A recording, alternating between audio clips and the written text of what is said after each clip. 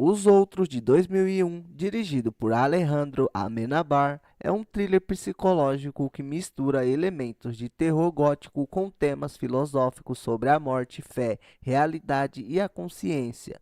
Eu vou fazer uma análise das principais cenas do filme à luz de filosofias e simbolismos. No filme, nós acompanhamos a história de uma mulher chamada Grace Stewart. Ela vive em uma mansão isolada com seus dois filhos e os funcionários da mansão, enquanto aguarda o retorno de seu marido que está na guerra. Já no início do filme, Grace contrata novos funcionários porque seus antigos sumiram misteriosamente da mansão, e Grace contrata 3 novos funcionários para substituí-los, um casal de idosos e uma jovem garota muda. Então Grace passa as regras da casa para esses novos funcionários.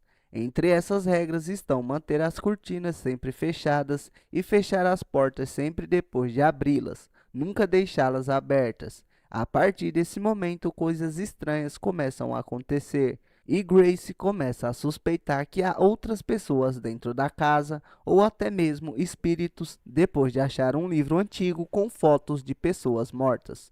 O livro dos mortos era um compilado de feitiços, orações e hinos e fórmulas mágicas que, de acordo com as crenças egípcias, guiavam os mortos em sua viagem para o outro mundo. Ele os ajudava a enfrentar os desafios encontrados durante a sua jornada. Ele orientava as pessoas quais os caminhos seguir para atingir o reino de Osíris, a principal divindade dos egípcios que simboliza o renascimento da alma. O livro transcende as ideias egípcias sobre o julgamento dos mortos, em que, de acordo com a crença geral, bens e status sociais de nada valeriam, e somente os atos seriam considerados. Desta forma, as fórmulas contidas nos escritos poderiam garantir ao morto uma viagem tranquila para o paraíso. Qual o significado da porta em Os Outros?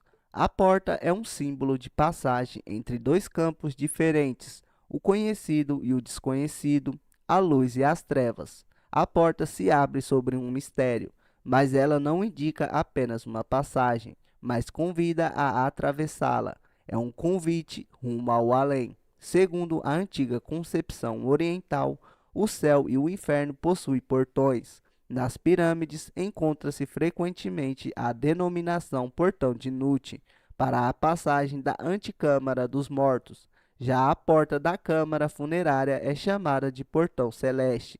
Os templos dos mortos é um símbolo de comunicação entre os vivos e os mortos. Já no sentido escatológico de porta e portal se torna evidente no Novo Testamento, onde Jesus diz a si mesmo: "Eu sou a porta, se alguém entrar por mim será salvo." João 10:7. Enquanto as virgens tolas permanecem atrás de portas fechadas, permitindo-se o ingresso das virgens prudentes com seus esposos ao matrimônio celeste. Mateus 25:1-12. Qual o significado por trás do final de Os Outros, onde estamos? Há 4 infernos: o inferno dos condenados, o purgatório, o limbo das crianças e o limbo dos justos. Cristo desceu a todos os infernos que se conhecem, mas com diferentes finalidades a cada um deles. Ele desceu ao inferno dos condenados para convencê-los de sua incredulidade e malícia, ao purgatório para lhe dar a esperança de alcançar a glória, e ao limbo do justo para infundir a luz da glória eterna aos justos que ali estavam retidos unicamente pelo pecado original da natureza humana. Qual o significado da mansão? A mansão dos mortos não é o purgatório. Ela era apenas o estado de vida das almas que morreram. A morada dos mortos é o estado das almas privadas da visão de Deus. São todos os mortos maus ou justos, à espera do Redentor, mas o destino delas não é o mesmo que mostra Jesus. Na parábola do pobre Lázaro recebido no seio de Abraão, Jesus não desceu aos infernos para ali libertar os condenados, nem para destruir o inferno, mas para libertar os justos. Quando processamos que Jesus desceu à mansão dos mortos, ele foi resgatar os que entre eles eram justos e a eles abriria a porta do céu. Então, quando a filha de Grace a pergunta onde estamos, a resposta é no limbo dos justos, porque ela, Grace, pecou desobedecendo o mandamento de Deus, por exemplo, não matarás. E no final do filme, Grace e seus filhos têm suas almas resgatadas do limbo dos justos e a porta do céu é aberta para que façam a passagem. Na primeira cena do filme, Grace apresenta as regras rigorosas da casa para os novos empregados. As cortinas devem permanecer fechadas, pois seus filhos têm uma alergia à luz. O rigor com que Grace mantém essas regras pode ser vista como um símbolo de controle que ela busca sobre a própria vida e a negação de certas realidades, como a aceitação da morte. O tema da fuga da realidade está presente na filosofia existencialista, onde a negação do absurdo da vida ou a recusa de enfrentar a verdade é algo que os seres humanos frequentemente fazem para evitar o desconforto existencial. Já a mansão é um símbolo de clausura, tanto física quanto emocional. Ela representa o estado mental de Grace e dos outros personagens, desconectados do mundo exterior. A mansão é cercada por neblina, limitando a visão e o movimento, que pode ser lido como uma metáfora para a condição humana dentro de uma visão existencialista, onde o conhecimento do mundo e da verdade é sempre limitada. Filosoficamente, isso lembra a caverna de Platão, em que os personagens estão presos em uma ilusão e são incapazes de ver a realidade fora de suas limitações. A cena crucial para o entendimento do filme envolve o piano tocando sozinho em uma sala trancada. O piano, como símbolo, pode representar a manifestação de um subconsciente reprimido ou forças invisíveis além do controle humano.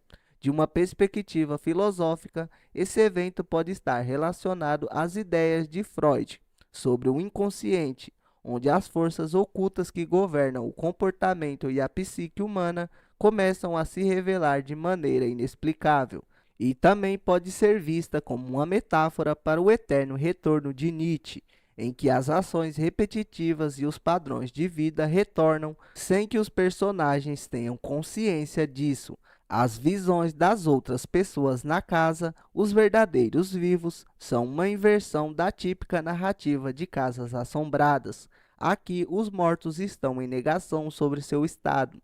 De acordo com o dualismo cartesiano, existe uma distinção entre a mente, a alma e o corpo, e esses espíritos são incapazes de aceitar sua separação do mundo material.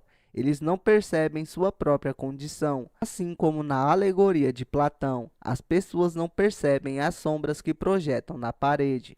Quando Grace finalmente percebe que ela e seus filhos estão mortos, isso traz à tona a questão filosófica da angústia existencial. Como descrito por Sartre, a angústia surge quando o indivíduo percebe que a natureza fundamental de sua existência, especialmente quando confrontado com o vazio ou a mortalidade. Grace passou o filme inteiro em um estado de negação, fugindo de uma verdade inconveniente. No entanto, a verdade vem à tona de maneira inevitável, simbolizando a jornada filosófica em direção à aceitação da realidade. Nesse momento, o filme toca também em uma questão moral presente no cristianismo e na filosofia kantiana. Grace está tentando proteger seus filhos, mas também está buscando salvação e redenção, em conflito com sua ação anterior, quando ela os matou. A cena levanta questões sobre o pecado, a culpa e a redenção, ressoando tanto com a filosofia cristã, quanto com questões éticas mais amplas sobre responsabilidade e a busca pelo perdão. Já os mortos tentam se comunicar com os vivos através de diferentes meios ao longo do filme, vozes, objetos se movendo e etc. Isso pode ser interpretado filosoficamente como uma representação do materialismo dialético, onde há uma luta entre diferentes forças, vida e morte, material e imaterial, para criar uma nova síntese ou realidade. De um ponto de vista hegeliano, a interação entre duas forças opostas gera uma nova compreensão de ambos os lados. No final, os vivos e os mortos coexistem, cada um aceitando sua realidade. Durante grande parte do filme, os personagens lutam contra a aceitação da sua própria morte.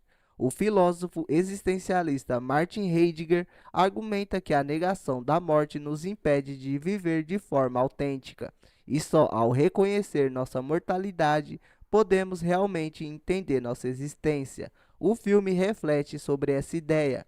Grace e seus filhos estão presos, tanto literalmente quanto metaforicamente, por sua recusa em aceitar a morte.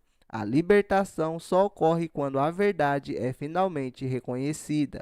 A alergia à luz que os filhos de Grace têm pode ser vista como um simbolismo clássico. Luz e trevas são metáforas universais para conhecimento e ignorância. As trevas em que eles vivem são uma representação da ignorância de sua própria condição, enquanto a luz que é evitada representa a verdade e o conhecimento que Grace evita durante maior parte do filme. Isso reflete a alegoria da caverna de Platão, onde as sombras, a ignorância, são tudo o que os prisioneiros conhecem, até que um deles se volta para a luz e vê a verdade. Conclusão: Os Outros não é apenas um filme de terror, é uma reflexão filosófica sobre a natureza da realidade, da existência e da morte. Ele utiliza simbolismos clássicos de luz e escuridão, vida e morte e a barreira entre os vivos e os mortos para explorar as dificuldades de aceitar a verdade sobre a própria existência. Além disso, ele se conecta a várias tradições filosóficas, desde o existencialismo até o idealismo cartesiano, criando uma história rica em significados e questionamentos existenciais. Espero que vocês tenham gostado do vídeo, obrigado por assistirem e não se esqueça de se inscrever no canal se não for inscrito e se curtiu o conteúdo, deixe o like para ajudar no crescimento do canal.